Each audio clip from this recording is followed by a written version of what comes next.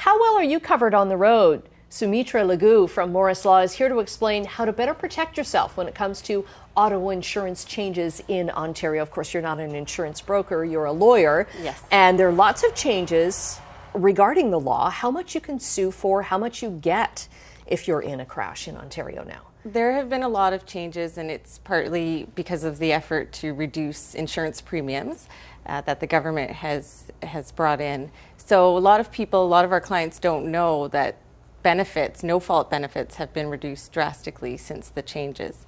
If you were in an accident before September 2010, automatically you had up to $100,000 coverage for medical rehabilitation and up to 10 years. If you're in an accident today, the automatic policy only covers you for $3,500 and 5 years of coverage. Right. There are certain rules where you can get up to $65,000 of medical rehabilitation coverage or definition for catastrophic injury, but the basic automatic policy is now $3,500. Right, and you said that there's changes to the no-fault as well, like if you're in a no-fault accident and you're the driver, so the person who was injured isn't going to get as much, so that means you could be sued in court for a much larger amount.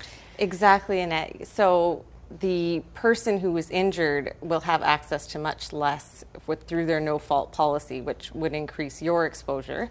So it's something to look into whether you have enough coverage in those cases. Right. So it's something to look over in your policy. So these are nothing new. They've been in effect now for 7 years and for a year, the changes here. Have you noticed a change in law cases coming out of these changes?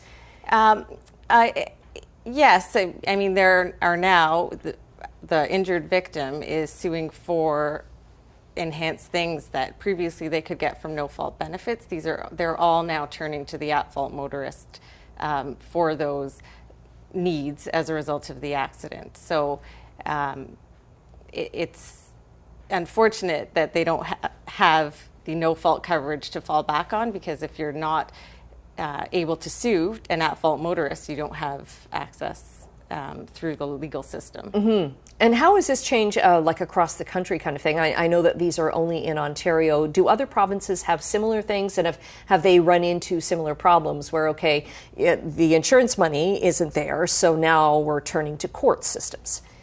Yeah, it's province specific, so every province has a different rule and different rules as to whether you can sue the at-fault motorist.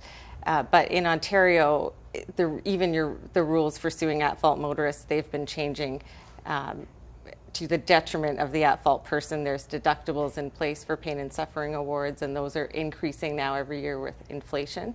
So the changes here are noticeable. Right. Okay. So a good idea then. Get home today, check your policy, Yes. see what you're covered for, and Yes. you know, good luck with not having any crashes at all. Sumitra, thanks very much for your information. Thanks very much, Annette.